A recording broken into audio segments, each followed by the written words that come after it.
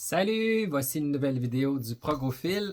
Enfin, on commence ma série sur le prog italien, le rock progressivo italiano. J'ai appelé ça RPI de A à Z A1 parce que je vais faire ma collection de CD que j'ai de A à Z. Je vous avertis tout de suite, j'avais le goût quasiment d'appeler ma vidéo Ne regardez pas cette vidéo en premier. Si vous n'êtes pas un initié du rock progressif italien, ça ne sera pas une initiation au progressif italien. Ça ne sera pas les essentiels ou comment bien débuter pour connaître ce style. Ça commence par du difficile à écouter. Alors, les courageux, les oreilles audacieuses, bienvenue. On aurait pu parler de Aqua Fragile. J'en ai pas. On pourrait parler de plein d'autres groupes merveilleux, mais on va parler des CD que j'ai. Alors, on commence. Dans la dernière vidéo, j'avais présenté un peu les CD que j'allais parler. J'ai décidé de faire une vidéo pour 4 CD parce que sinon on en aurait pour une éternité. J'ai plus d'une centaine de CD de prog italien. Alors je pense que je vais en faire 4 par vidéo.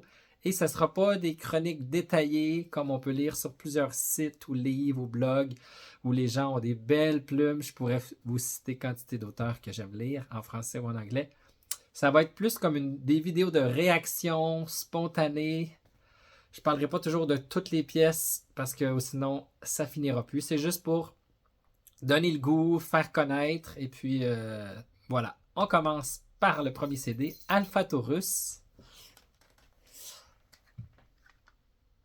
Alpha Taurus, le nom de l'album là, écoutez, Dietro l'Origano.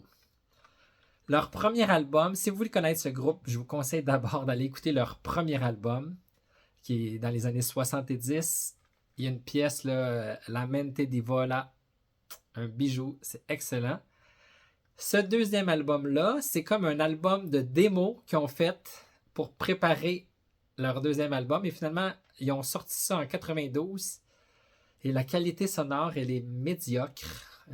La pochette est vraiment spéciale. Là, je ne la mets pas trop longtemps, j'ai pas le goût de me faire censurer. On dirait un album une pochette de power metal. On s'aurait cru une pochette de Rhapsody ou un groupe comme ça.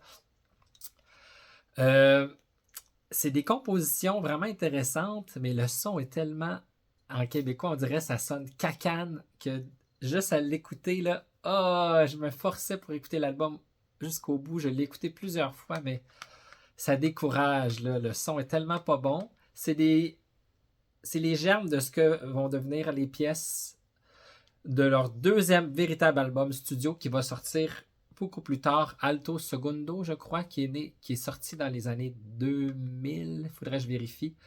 Excellent album aussi. Ça, si vous voulez l'écouter vraiment, allez écouter leur premier puis leur deuxième album. Celui-là, c'est vraiment pour les fans incontestés. Louis Denis, dans son livre, il classe en 3 catégories pour les indispensables, recommandables, puis pour les curieux. Alors cet album-là, je dirais, c'est pour les curieux. Moi, contrairement à lui, je vais mettre des notes, mais je ne mettrai pas plus que 3.5. On reconnaît à peine les chansons, ce qu'elles vont devenir. Elles sont instrumentales. Il n'y a pas le chanteur. C'est bon, mais le son est tellement cacane que ça sonne vraiment des démos, là. Je ne sais pas pourquoi ils ont sorti ça. C'est vraiment pour les collectionneurs. C'est un bon album vraiment pour les fans finis de ce groupe-là. Les compositions sont inspirées, il y a des bonnes envolées instrumentales, c'est intéressant, mais le son est tellement pas bon que ça décourage. Alors, j'en parle pas plus. Si vous connaissez ce groupe-là, commencez par le premier album. Ça, c'est vraiment un album pour les curieux. On continue par un autre groupe vraiment pas facile à écouter, le groupe Aria. C'est leur deuxième album, Radiation, A Caution at Radiation. Encore une fois, si vous voulez connaître ce groupe-là, je vous suggère d'aller écouter leur premier album. Si vous êtes fan de jazz rock, de free jazz, de musique expérimentale, commencez par leur premier album. C'est le titre en italien, c'est le titre en allemand qui veut dire « Nous sommes nés libres ». Albert, je ne me rappelle plus le titre, en tout cas, peu importe. Très, très intéressant, du jazz fusion. Il y a un chanteur qui s'appelle Demetrios Stratos, qui est italien d'origine grecque et égyptienne, qui fait on dirait, j'aurais le goût de dire un genre de Fiori sur l'acide tout le temps, là, qui fait des expérimentations avec sa voix, qui l'utilise comme un instrument, qui fait toutes sortes de choses pour oreilles aventureuses seulement. Il y a des choses intéressantes, mais ben, c'est ça. Surtout, moi, le premier album est vraiment bon. Et mon préféré, c'est Crack, leur troisième album. Mais le seul que j'ai, c'est leur deuxième. Il y en a que c'est.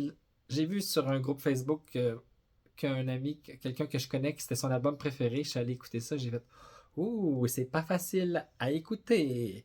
Il y a des pièces jazz rock, mais il y a aussi des pièces qui virent avec le free jazz, la musique expérimentale, à la limite, musique concrète. Il y a les deux deuxièmes pièces, les deux dernières pièces, Mirage, puis Lobotomia. Là, ça finit avec une lobotomie, avec des sons de bzzz, c'est un petit peu traumatisant. Oh.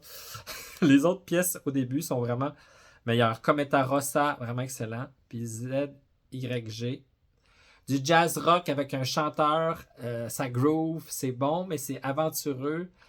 Faut aimer le jazz rock. Encore une fois, c'est pas du tout un groupe qui est caractéristique de ce qu'est le rock progressif italien. Quand on parle du prog italien, c'est pas du tout typique. Je pourrais vous lire la description qu'en fait Louis Denis, là, c'est magnifique, mais c'est pas à ça qu'on pense premièrement. C'est un groupe qui a été vraiment important dans le mouvement du prog italien, mais c'est pas un album facile d'écoute. Ensuite, leur autre album qui est sorti après, Maledetti, je pense que ça veut dire maudit en français. On reste encore dans l'expérimental. Il y a des pièces encore qui groove aussi. C'est un petit peu plus facile d'écoute, mais pour ceux qui trippent juste sur le prog symphonique, là, allez votre chemin, vous reviendrez. J'aurais le goût de dire, commencez à écouter quand il y aura plusieurs vidéos. Écoutez les vidéos qui commencent par B, commencez par Banco, des groupes plus faciles, plus typiques du prog italien. C'est jazz rock, ça groove, il y a encore des expérimentations sonores qui nous font des fois défriser les oreilles.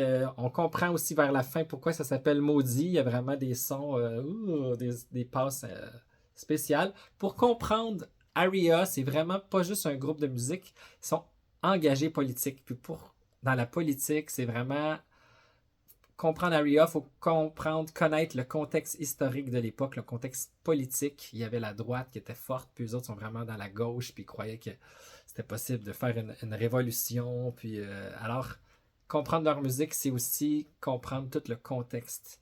C'est vraiment un groupe engagé politiquement, de gauche, très engagé, révolutionnaire et tout. Voilà. Très intéressant, mais encore une fois, attachez vos oreilles. Là, c'est pas facile à écouter, mais c'est bon. C'est un bon album. Et le quatrième, et non le moindre, encore un album de Aria qui s'appelle Gli dei se ne vanno gli arrabbiati restano. J'ai vu dans le deuxième livre de Lideni que je suis en train de lire, qui n'est pas ici. Il y en a que fait partie de leur album top 10. Je dirais que cet album-là est plus facile à écouter, un peu plus dans la veine de Crack. Il y a des tunes qui groove. On se croirait quasiment sur un album de Weather Report. On reconnaît des fois une basse qui groove à la Jaco Pastorius.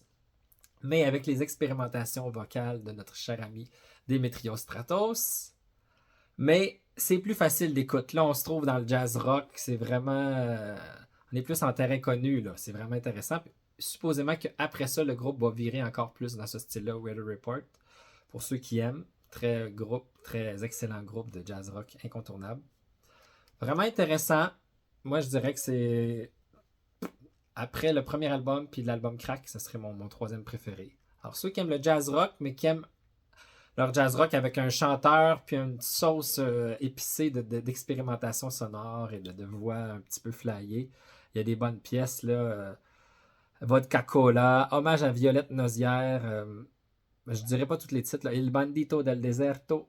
Ça sonne bien, ça s'écoute bien. C'est plus facile d'écoute que les deux autres, là. Alors, si vous voulez connaître le groupe, commencez par leur premier Crack, puis celui-là peut-être en troisième.